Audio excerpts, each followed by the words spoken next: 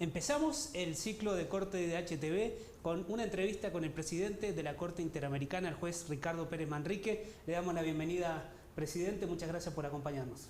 Muchas gracias a ustedes en este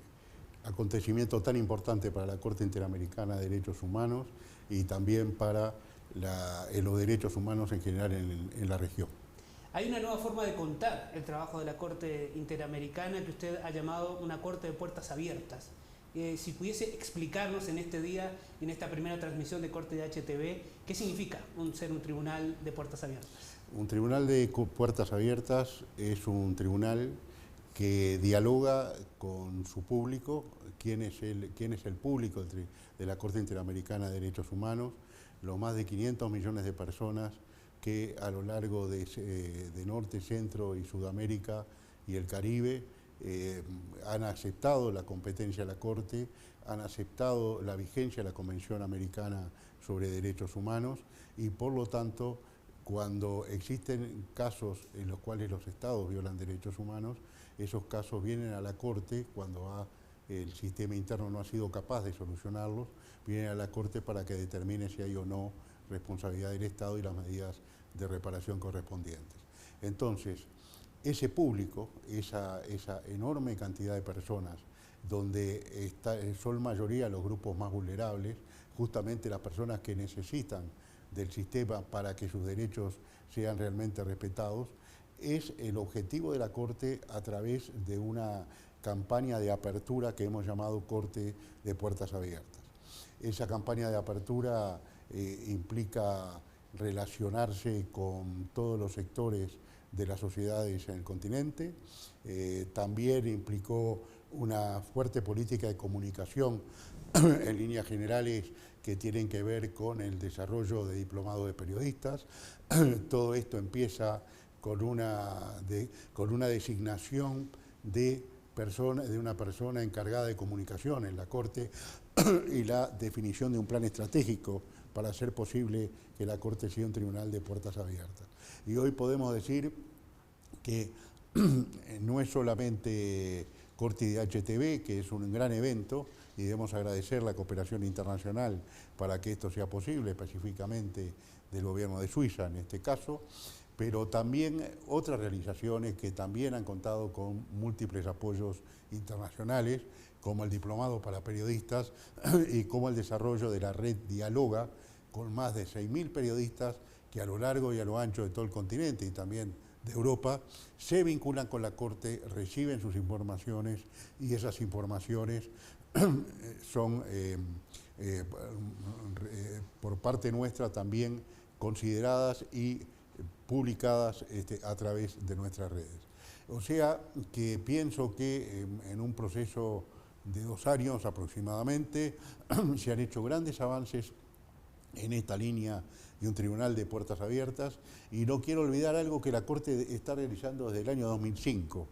que es la visita a territorio de los distintos países de la región. Este año estuvimos ya en Chile, vamos a ir a Colombia en el mes de octubre y estas instancias son oportunidades muy importantes para compartir con los gobiernos, con la sociedad civil y con los pueblos de cada uno de esos países nuestras experiencias y generar algo que a mí me parece que adquiere una enorme importancia, que es que las personas al conocer el sistema conocen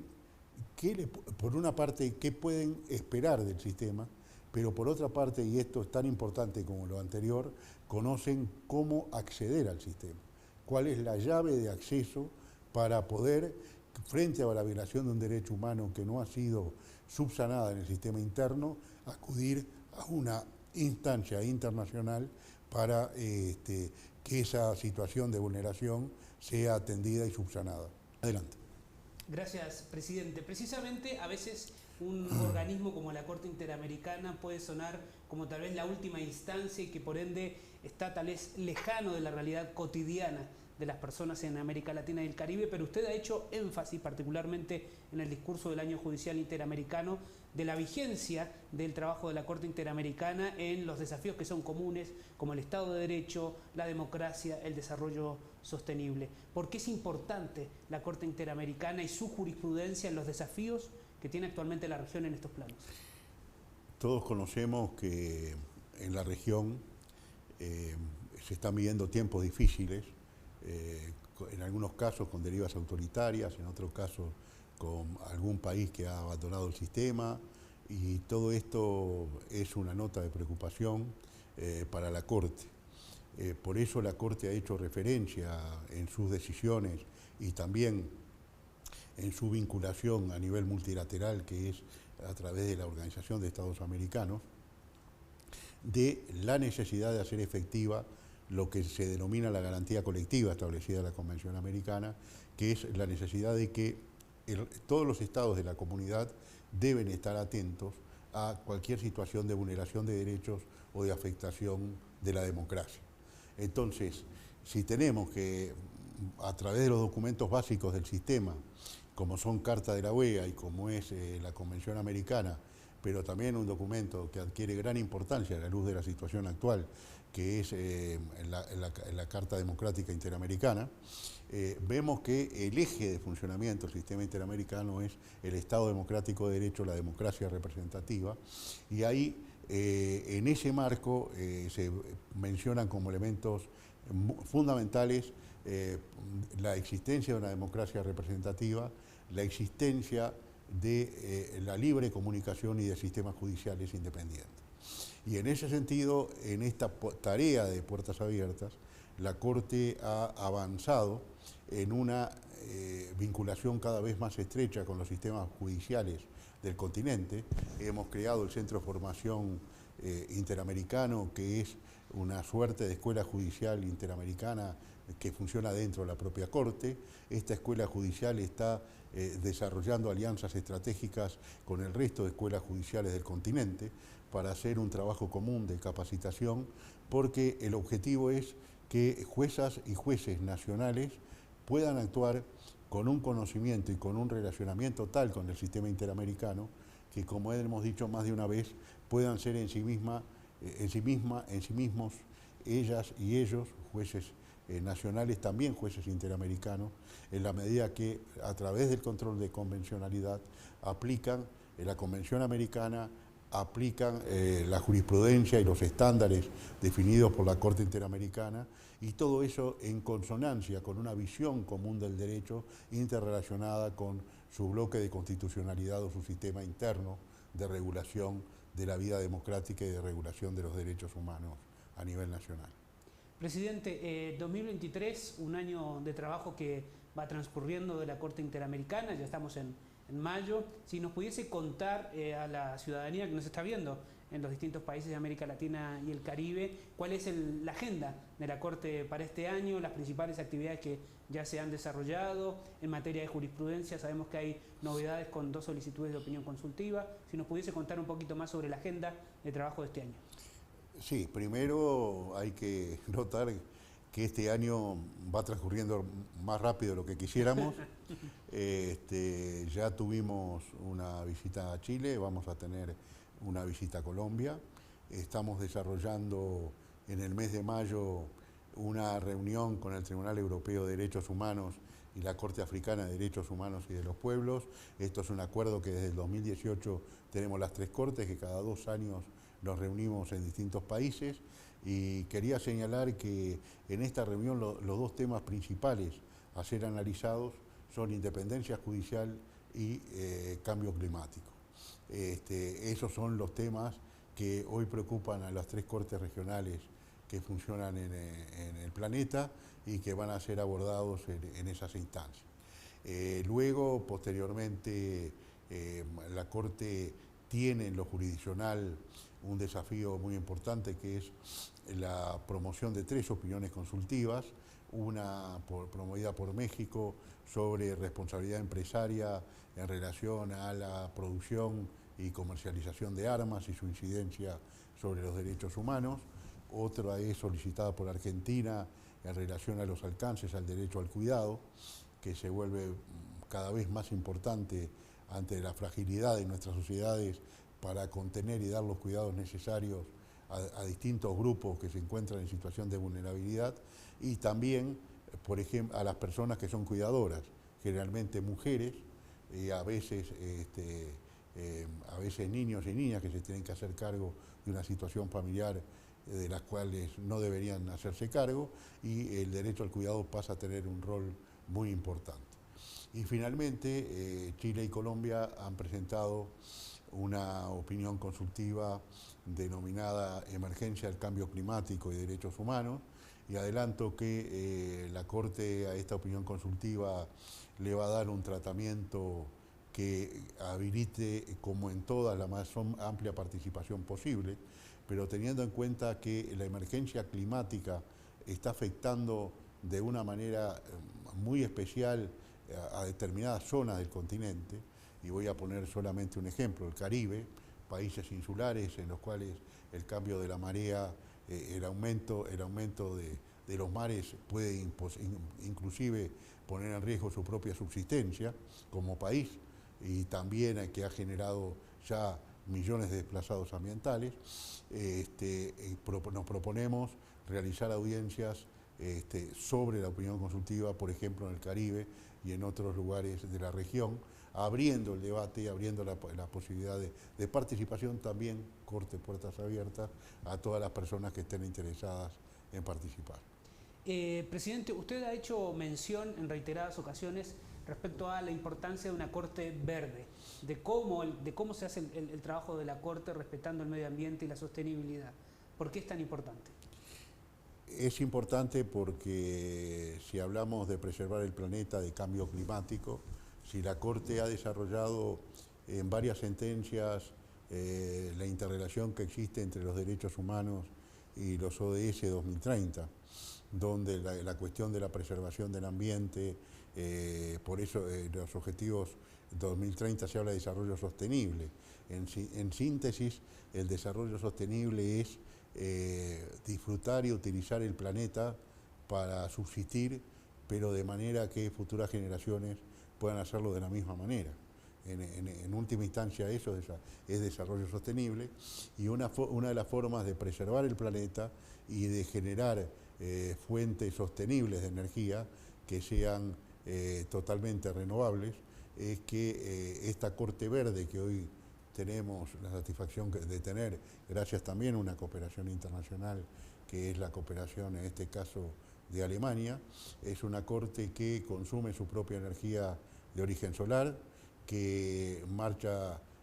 rápidamente hacia el cero papel a través de la digitalización de todos sus procesos internos, y que además genera una serie de aparatos de funcionamiento, de aires acondicionados, computadoras, iluminación, etcétera, que son compatibles con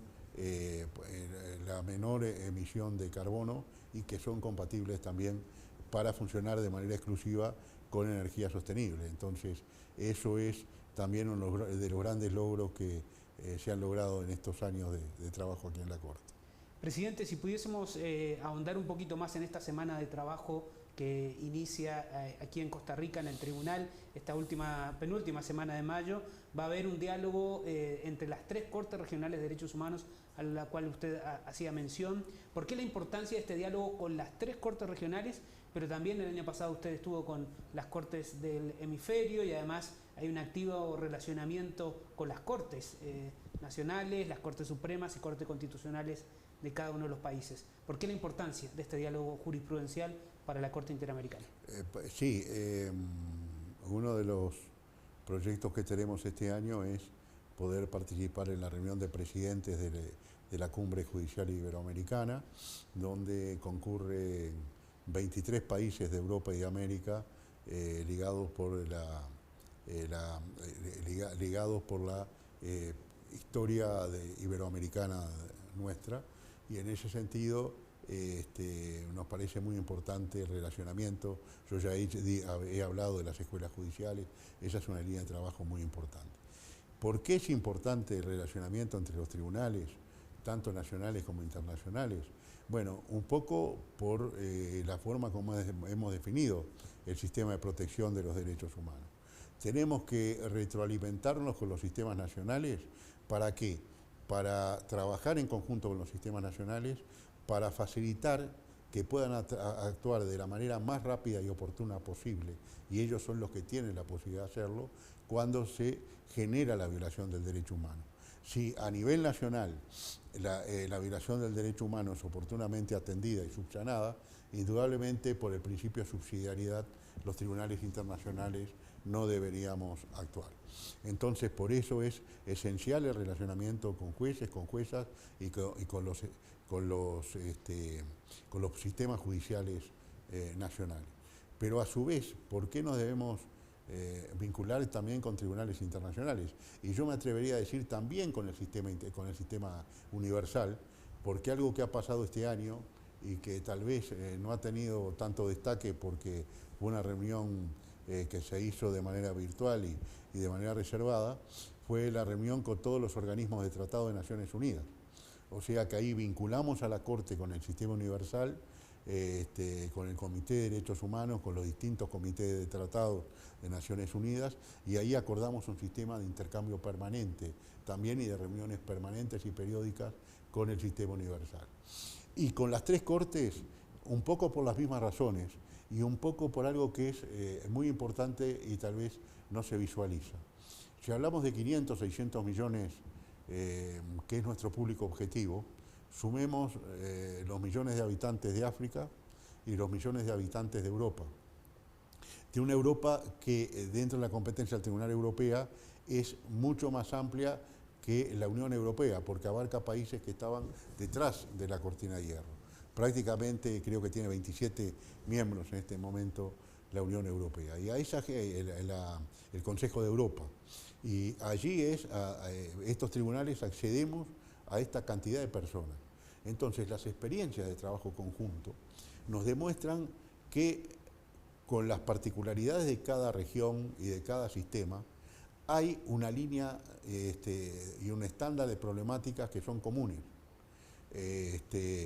Y por eso nos hemos podido rápidamente poner de acuerdo en que hoy dos temas capitales son independencia judicial y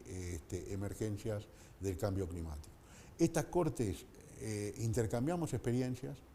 año a año publicamos un resumen de nuestras mejores sentencias de los tres tribunales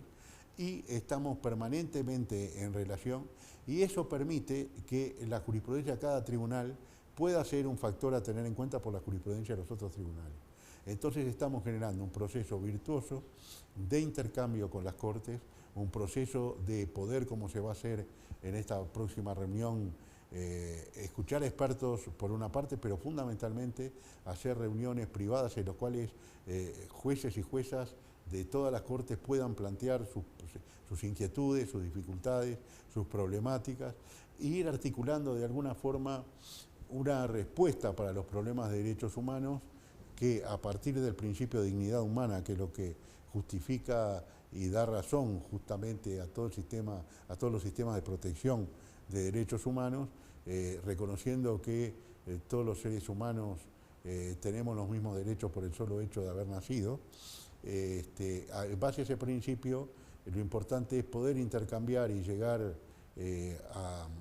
un conocimiento común sobre lo que podríamos llamar el piso mínimo de protección de los derechos humanos, más allá de que la persona esté en África, en Sudamérica, en Europa o en el lugar que todos queramos pensar. Entonces, creemos que ese proceso de construcción de una respuesta común sobre bases que son consensuadas por la vía de los fundamentos propios de los derechos humanos es el gran aporte que hacen estas reuniones, y por eso la Corte Interamericana, que fue donde surgió este entendimiento en el 2018, es tan entusiasta en esta línea de trabajo.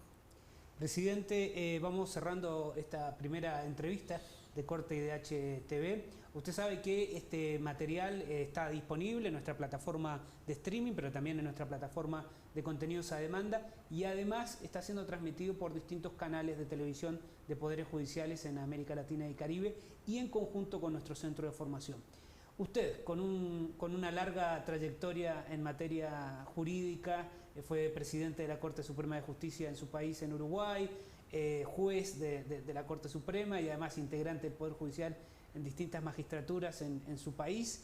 si tuviese que darle un mensaje a jóvenes de América Latina y el Caribe que están interesados en formarse en la temática de derechos humanos, le dejamos este espacio para poder brindar ese mensaje a ellos y a ellas. Bueno, muchas gracias. En mi vida un cargo que desarrollé y que para mí fue muy importante en darme una visión global, por lo menos en la región, de la situación judicial y de la trascendencia de lo que hacen los sistemas judiciales, fue el ejercicio de la Secretaría Permanente de la Cumbre Judicial Iberoamericana. ¿Qué le puedo decir a los jóvenes? Hace poco me hacían una pregunta que era un poco más amplia, ¿no? ¿Qué le puedo...? Me decían, en países donde existen las dificultades democráticas que hay en este momento, ¿cuál es el mensaje que usted le puede dar a las personas? Y yo decía que el mensaje que le puedo dar a las personas es que no se dejen robar la voz y que participen, y que participen de las formas que la democracia habilita, y nuevas formas de participación lo habilita también. Si hablamos de jueces, de personas, de hombres, de mujeres preocupadas por el tema de los derechos humanos, la respuesta es la misma: participen. Hay muchísimas oportunidades de prepararse, de calificarse. Hoy los derechos humanos es una cuestión de estudio a nivel global en el mundo. Hay una gran inquietud con esto y se necesitan, yo diría, muchos brazos para trabajar en esta línea, pero también se necesita mucho pensamiento, mucha capacidad intelectual, mucha profundización. Nos están apareciendo día a día los desafíos de nuevos derechos. Nos están apareciendo día a día desafíos que tienen que ver con el desarrollo tecnológico. Pensemos hoy que la humanidad está dando un paso trascendente, que es crear inteligencia fuera del cerebro humano a través de la inteligencia artificial, y todo eso exige que las jóvenes y los jóvenes del continente y del mundo se involucren estudiando, se involucren trabajando en estos temas, y que no dejándose robar la voz, aportando su voz a estos temas, aportando su pensamiento, y decirles que desde la Corte Interamericana estamos absolutamente abiertos a pasantías, a cursos a través de nuestro centro de formación, para facilitar de todas las maneras posibles que cada vez sean más las personas involucradas con el tema de los derechos humanos, y Corte y DHITV es la forma de vincularnos con la mayor cantidad de personas en la región. Presidente, muchas gracias por acompañarnos en esta primera entrevista, y a ustedes les invitamos a continuar viendo los contenidos en nuestra plataforma y a seguir la transmisión en vivo de Corte y DHITV. Muchas gracias y hasta próximo.